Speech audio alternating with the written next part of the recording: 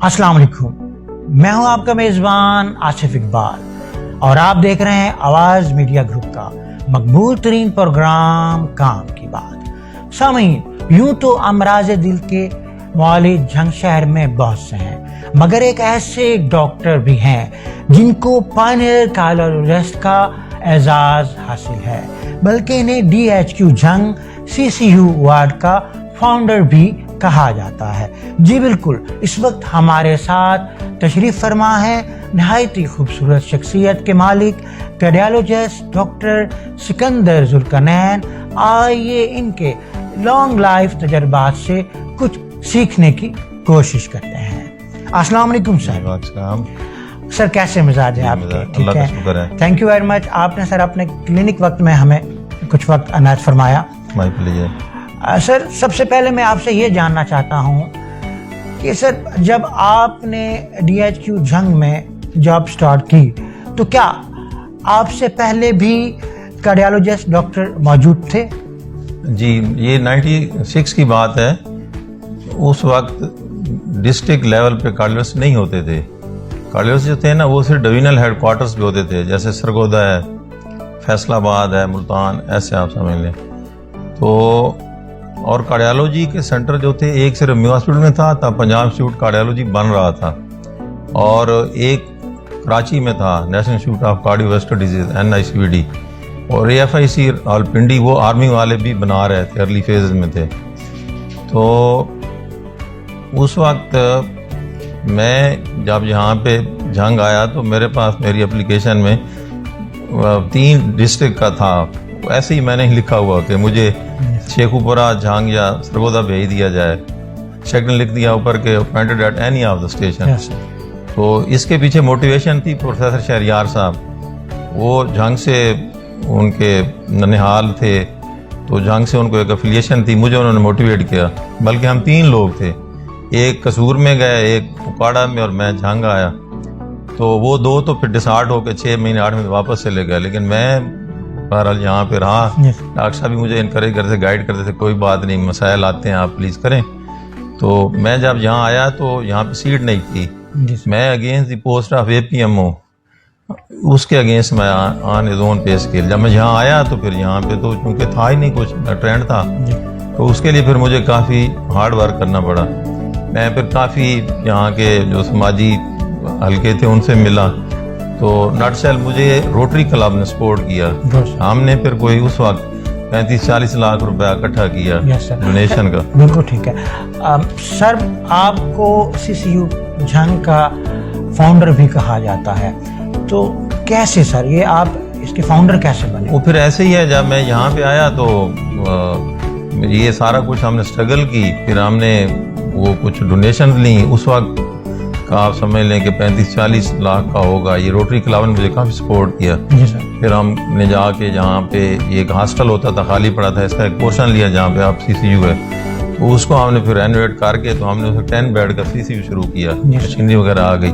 बल्कि rotary club का मैं शुक्रगुजार हूँ। इवनिंग नाइट टाइम पे जो हमारा हमला होता था, वो वार्ड सर्वेंट्स और स्वीपर ये वो, तो उनको मारने वालों को तो ये DHQ से पे मिलती थी, तो इवनिंग नाइट पे ये दिया करते थे। जी सर। ये लोग, इसमें ये उमर खान और ये रोटरी क्लब के वो जो है अपना मजीद के बेटे वासिम मजीद, और ये और भी लोग थे, तो ये काफ़ी इनका ऑपरेशन रहा। तो उसके बाद फिर यहाँ पे हम काम करते रहे, नई स्पेशलिटी इंट्रोड्यूस करवाई। तो इधर यहाँ पे ऐसा हुआ कि यहाँ पे कॉमर्स एंड ट्रेड वालों ने एक दफ़ा गवर्नर साहब को बुलाया, होते थे रिटायर्ड जनरल सफदर साहब, गवर्नर पंजाब। जी। तो इन्होंने कहा जी आप इनको कन्विंस करें तो यहाँ सीट क्रिएट करें। तो हम तो जंग के लिए गए, उनको बताया, उन्होंने कहा भाई वाकई ये तो बड़ी ज़रूरी है, हर डिस्ट्रिक्ट में होनी चाहिए। तो उन्होंने जंग की, तो हमने कहा, उन्होंने जाके पूरे पंजाब के जितने डिस्ट्रिक्ट खाली थे, डिस्ट्रिक्ट थे ही खाली, तो उन्होंने जाके उस वक्त मेरे ख्याल में 19 थे डिस्ट्रिक्ट, और बाकी जो नेशनल हेडक्वार्टर थे वो शायद 6 थे, जी सर। उन्हें 19 सीटें जाके उन्होंने क्रिएट करा दी। पूरे पंजाब का फायदा हो गया, उसमें जंग का भी हो गया। तो फिर इस तरह करके फिर ये हमने यहाँ पे ये एस्टेब्लिश किया। फिर उसके बाद थोड़ा सा फिर हमने और स्ट्रगल की कि इसको बढ़ाया जाए। Yes, तो उस वक्त शेख यूसुफ साहब मरहूम होते थे, यस सर। तो डॉक्टर मुनव्वर साहब जो थे वो उनके दोस्त थे, मेरी उनसे थी हेलो है, वो काफ़ी इज्जत करते थे, बड़े नाइस सीनियर हमारे हेलो थे, अल्लाह उनको बरीक रहमत करे। तो उन्होंने उनसे बात की, उन्होंने मैं 5 करोड़ रुपया डोनेशन दी। जबरदस्त। उस वक्त एक होता था CCP board, yes sir. Community control board, उसमें ये फार्मूला था कि 20% आप डोनेशन लें, बाकी गवर्नमेंट डालेगी, आप प्रोजेक्ट बनाएं। 5 करोड़ हमने इनसे लिया, 20 गवर्नमेंट ने दिया, 25 से हमने यहाँ पे कार्डियोलॉजी का ये सेंटर शुरू किया, जी सर। ये जो अभी भी ज़ेर तामीर है। बेशक सर। वो 25 पे शुरू हुआ। तो उस वक्त 2 दफ़ा वजीर आला जो थे परेज लाई वो आए, यस सर। तो एक दफ़ा जनरल मकबूल थे गवर्नर, वो भी आए इनाग्रेशन के लिए, काम शुरू हुआ, लेकिन वो गवर्नमेंट चली गई, नेक्स्ट गवर्नमेंट आई, यस सर। वो फिर पॉलिटिकल कॉन्फ्लिक्ट का शिकार हो गया प्रोजेक्ट, तो वो फिर पड़ा रहा 7-8 साल। 7-8 साल के बाद फिर जब दोबारा गवर्नमेंट आई तो उनको कन्विंस किया गया भाई ये प्रोजेक्ट है, इसको पर अच्छा खासा खर्चा हो गया, तो ये पड़ा 7-8 साल। लेकिन उस वक्त उसका खर्चा जो 25 था ना, वो तकरीबन कोई 70 करोड़ पे चला गया। Yes sir. तो उन दिनों गवर्नमेंट ऑफ ईरान ने जंग को सलाब की मद में 60 करोड़ दिए। Yes sir. हमने DC और इनको कमिश्नर इनको कन्विंस किया, इन्होंने वो उनमें से हमें पैसे दे के फिर प्रोजेक्ट शुरू करा दिए, तो वो काफ़ी चलता रहा। अभी ये पीछे जो गवर्नमेंट अभी गई है, तो इनकी वो जो मिनिस्टर हैं वो थी गायनकोलॉजिस्ट, तो मैं इन दी मेन टाइम रिटायर हो गया।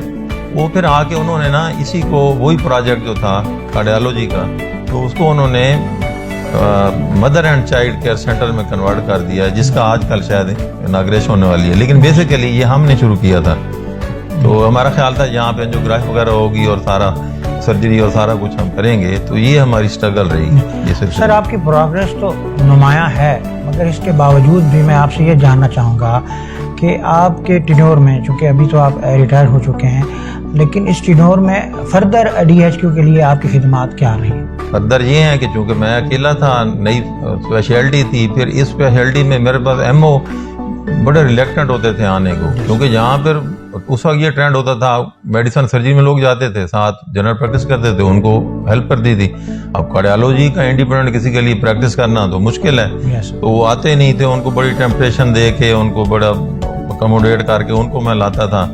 और फिर राउंड दी क्लॉक सर्विस होती है, हमारा क्या पता रात 3 बजे किसी को अटैक हो जाए, सुबह हो जाए, और उस वक्त आपने पहुंचना है। यस अगर आप पहुंच गए हैं तो अल्लाह शिफा दे तो ठीक है, अगर नहीं भी रिकवर हो पेशेंट तो कम से कम एक चीज़ उसमें ऐसा हो, कोई नेगेटिव फल नहीं आता था। अगर सपोज हमने रात को नहीं अटेंड किया तो वो तो फिर हमारे खाते में डल जाता था कि डॉक्टर साहब ना आए। जी जी। और उस वक्त मैंने डिस्ट्रिक्ट लेवल पे एक जब सीट होती थी, तो हमने यहाँ पे शायद नामी यहाँ पे DC होते थे, तो उनसे मिल के और हमारे डॉक्टर कमरान सुहेल ये विलिंग हुए, हमने यहाँ पे ये वह पंजाब में DHQ था, हमने 2nd सीट क्रिएट करवाई। फिर डॉक्टर कमरान सुहेल को मैं इधर यहाँ लेके आया, तो फिर थोड़ा सा मैं कंफर्टेबल हुआ। लेकिन उससे पहले जो 15-20 साल थे मेरे, वो मैंने बड़े मुश्किल में गुजारे। तो वो हम राउंड दी क्लॉक पर हमें सर्विस देनी पड़ती थी, काम था बहुत ज़्यादा। फिर ये नहीं है कि जंग जो है ये सिर्फ आपको जंग का पेशेंट है, ये बेसिकली इसमें से 3-4 डिस्ट्रिक्ट निकले हुए हैं। बिल्कुल है। और यहाँ टोबे का पेशेंट का इन्फ्लक्स है, यहाँ खुशाब का पेशेंट आता है, बखर का आता है, ये अब आपका चिन्होट लेता हुआ है, ये सारा पेशेंट जाता था।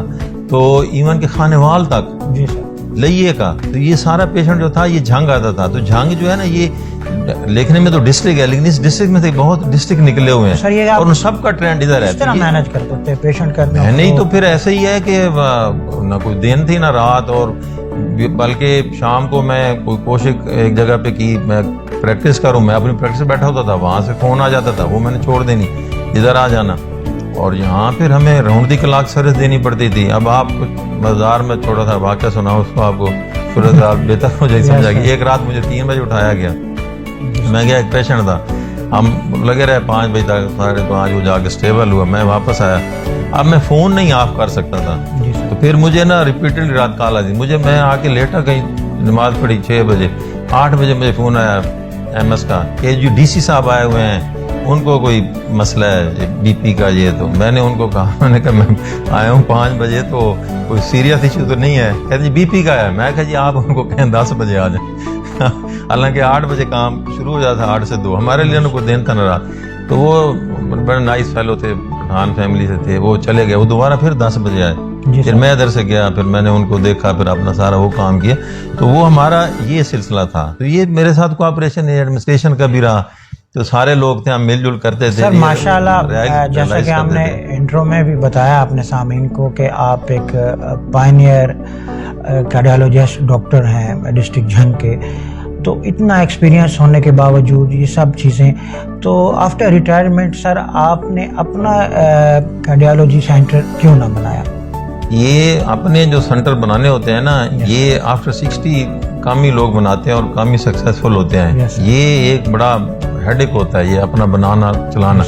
जिन लोगों ने एस्टेब्लिश किए हुए हैं उन लोगों ने किए हुए हैं जिन्होंने ड्यूरिंग सर्विस की है जी सर, या उन्होंने सर्विस नहीं की। अब जब मैं 60 तक यहाँ पे काम करता रहा हूँ तो उस वक्त मेरे पास तो 24 आवर भी काम थे जी। PHQ में गवर्नमेंट जॉब में सर्विस देने के वो भी काम थे। तो अब वो मैं अगर कोई और काम कहाँ से लाता थे, तो मेरे पास 24 आवर। अब आप उसमें देखें ना, मुझे एक दफ़ा सेक्रेटरी हेल्थ का फ़ोन आया, बुलाया गया। एक वहाँ पे एडिशनल सेक्रेटरी थे दाऊद खान, तो उन्होंने मुझे कहा कि जी आपसे डिस्कस करना मैटर। कहते हैं डॉक्टर साहब आपको हम लाहौर लाना चाहते हैं जी। मैं कहा जी मुझे क्यों लाहौर लाना चाहते हैं? कहते हैं जी यहाँ पे 32 सीट्स हैं और 25 कार्डियोलॉजिस्ट हैं। तो वजीर आला शहबाज शरीफ का आपका हुक्म है कि जो ना यहाँ 32 सीटें फिल करें। जी जी। तो मैंने उन्हें कहा जी यहाँ 25 तो हैं ना? कहते हैं हाँ। तो मैं जो मुझे आप क्यों लाना चाहते हैं? आप सेकंड सीनियर मोस्ट डॉक्टर हैं, तो हमने ये 32 की 32 फिल करनी है। मैं ये तो आपके पास 25 हैं, तो मैं वो छोड़ूंगा तो उससे झंग के अलावा 3-4 और डिस्ट्रिक्ट फैक्ट होंगे। तो व्हाट अबाउट दो पेशेंट्स? तो मैं कहा जी मैं तो नहीं आऊंगा। मेरे ज़हन में मैं ज़्यादा क्या करेंगे जी सर। मैं 26 साल मेरी सर्विस हो गई है, मैंने 34.5 की है। तो मैंने कहा मैं रिजाइन कर दूंगा। मुझे कहते हैं आपकी वहाँ प्रैक्टिस होगी। मैं कहा जी अल्हम्दुलिल्लाह प्रैक्टिस भी है, लेकिन मैं आप वो 3-4 डिस्ट्रिक्ट से पेशेंट वहाँ पे आते हैं, तो मैं उनको कैसे वहाँ छोड़ के इधर आपके 25 को 32 करने के लिए आ जाऊँ? तो बहरहाल उन्होंने थोड़ा सा देखा तो सही भाई ये किस टोन में डॉक्टर साहब बात कर रहे हैं। फिर उन्होंने मुझे इज्जत दी, चाय शाय पिलाई। कहते हैं जी ठीक है डॉक्टर साहब आपकी बात में वजन है। तो उन्होंने बहरहाल मुझे कुछ ऐसा कोई ना किया। तो इस मीन्स के वो जो था ना, मैंने यहाँ झंग में आके इसको मैंने एक अपना टारगेट समझ लिया, पैशन। और वो समझ लें कि वैसे तो मेरा बैकग्राउंड जो है, हम तो खुशाब साइड से तल्ला का हमारा, उधर लोग आपको पता है, लेकिन वो उसको मैंने ना एक अपनी मैंने कहा मैंने करके दिखाना है, चला के दिखाना है, व्हाट एवर इट इज़। लेकिन अल्हम्दुलिल्लाह मैंने ये देखा कि मैंने स्पेशलाइजेशन से पहले मैंने जो एज एमओ काम किया ना, तो लाहौर डिवीजन के 4 डिस्ट्रिक्ट्स में उकाड़ा में 85 में ADHO लगा, फिर उस वक्त कसूर चला गया, फिर शेखुपुरा लाहौर मेरा। तो GT रोड के मैं सारे जान तो मेरे दोस्त वगैरह थे। लेकिन ये जो झंग है ना, ये इसके अंदर मॉरल वैल्यूज हैं, इन्होंने एक अपनी हिस्ट्री रखा हुआ है। ये मुझे वहां से एक वादे डिफरेंस नजर आ जाए मैं यहाँ। बल्कि लोगों ने कहना कि जी आप झंग जा रहे हैं, वो तो बैकवर्ड एरिया है, यूं है, यहाँ है रिलीजियस क्राइसिस। मैंने बिल्कुल गलत बात है, मैंने यहाँ कोई चीज़ नहीं देखी। मुझे हर तबके ने इज्जत दी, रेस्पेक्ट दी है। और बल्कि मैं तो ये उनको कहता होता हूँ जब कहीं मीटिंग होती है, कॉन्फ्रेंसेज, मैं कहता हूँ मेरे लिए तो ये सिंगापुर है, मेरे लिए तो ये दुबई है। मैंने तो पैसा यहाँ देखा, इज्जत यहाँ देखी। अब वो सिर्फ पैसे इज्जत है असल, वो इतनी लोग रेस्पेक्ट देते हैं। तो वो मुझे ऐसे लगता था जैसे मैं मकरूज हूँ। तो इस नजरिए के साथ हम करते रहे। अब माशाल्लाह यहाँ पे हमारे पास 4 सीटें हैं कार्डियोलॉजिस्ट की और 5 FCPS कार्डियोलॉजिस्ट हैं। शहर में 8-10 हैं। अब भी मैं कोशिश करता हूँ कि यहाँ पे हम कोई लेक्चर रख लिया, कोई गैदरिंग रख ली, कोई कॉन्फ्रेंस पे चले गए, ताकि इन लोगों को हमेशा मोटिवेट करता हूँ कि ये भागना जहाँ यहाँ से बड़े शहरों का साफ कंपटीशन होती है। तो लेकिन माशाल्लाह अब हमारे शहर में अच्छी सर्विसेज हैं। अब बल्कि हम आगे इंटरवेंशन की तरफ भी बढ़ रहे हैं। प्राइवेट सेक्टर में वो भी कोशिश कर रहे हैं कि जहाँ पे एंजियोग्राफी वगैरह की फैसिलिटी हो। अब ये इसका जो है ये हमारा प्रोजेक्ट था, लेकिन ये अब वो डॉक्टर साहबा जो थी हमारी हेल्थ मिनिस्टर, उन्होंने इसको मदर एंड चाइल्ड में उसको कन्वर्ट कर दिया। लेकिन बेसिकली हमने तो उसी पे किया था। चलो भी चलो फायदा होगा। आम तौर पर ये सुना जाता है कि डॉक्टर सिकंदर जुल्करनैन साहब बड़ा महंगा इलाज करते हैं, तो क्या इसमें किस हद तक सच्चाई है? महंगा तो आप देखो ना, फील्ड ऐसी थी। मुझे याद है मैं आया तो मैं कोई तीसरा दिन था, आउटडोर में बैठा, मेरे पास एक लाया गया कोई लेक्चरर था, उसकी एज होगी 34-35, तो वो बैठा आराम से, तो वो कहें जब ये उठ के खड़ा होता है ना तो इसको चक्कर आ जाते हैं। मैंने उसकी ECG कराई, चेक किया, उसको complete heart block, heart rate उसका कोई 30-35 करीब, वो बैठे उसको गुजारा चलता था, चलते हुए बंदे को चाहिए 70 से 100 तक हार्ट रेट, उसको चक्कर आ जाते। मैंने उसको कहा, मैंने कहा यार आपका ना भेजना पड़ेगा, तो उस वक्त पंजाब शूट शुरू हो गया था, आपको पेस मेकर लगेगा और आपका ये तकरीबन कोई है राउंड अबाउट 2 लाख 2.5 लाख का खर्चा। तो वो हंसने लगा, अभी ये डॉक्टर क्या बातें करता है। जी सर। वो उन्होंने, मैंने सारा समझाया, न कन्विंस हुए होंगे, तीसरा चौथा दिन था मैं यहाँ आए हुए, न लोगों को इतना सेंस था। जी सर। वो कुछ दिन गुजरे तो एक मेडिकल ऐप आया, कहते जी हफ्ता पहले मैं इधर आपके पास बैठा था, एक पेशेंट था, आप उसको ना ऐसे गाइड कर रहे थे, तो अब वो कल उसका कॉल था, तो वो मैं अटेंड करके आया हूँ। तो वो बातें लोग कर रहे थे कि डॉक्टर नया है, वो कहता था तुम्हारा 2.5 लाख 2 लाख रुपया लगेगा। जी सर। तो वो हमने कहा ये क्या बातें करता है। जी सर। अब वो कोई ना ले गए, वो बेचारे का हार्ट ब्लॉक हो गया होगा, उसका कंप्लीट हार्ट ब्लॉक था, रेट जो 30-35 था।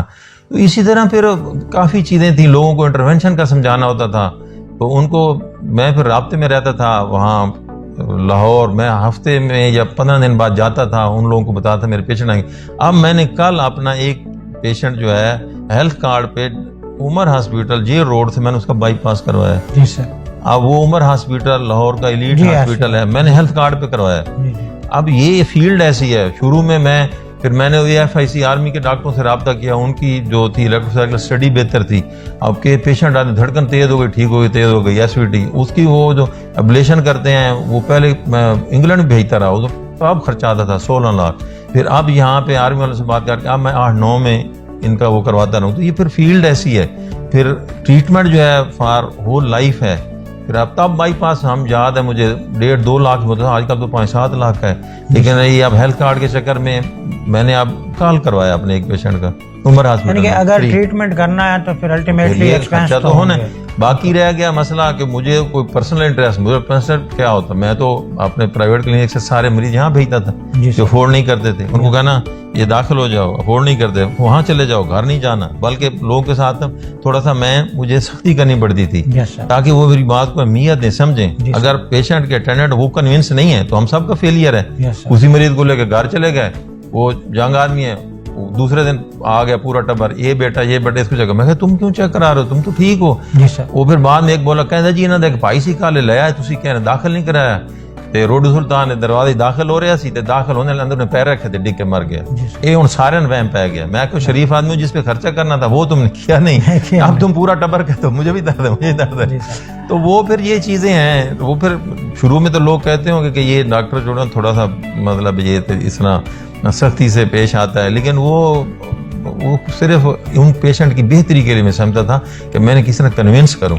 लेकिन माशाल्लाह अच्छी बड़ी रिस्पांस मिलती रही है। आप जहाँ के लोगों में बड़ी, जहाँ पे लोगों को अवेयरनेस है, गाइड करते हैं, समझाते हैं, उस पर अमल करते हैं, और ये चीज़ है। सर मैं ये चाहूँगा कि लास्ट में आपके जो ये कार्डियोलॉजिस्ट डॉक्टर्स हैं, चूँकि आप उनके लिए एक फादर की हैसियत रखते हैं, क्या मैसेज देना चाहेंगे?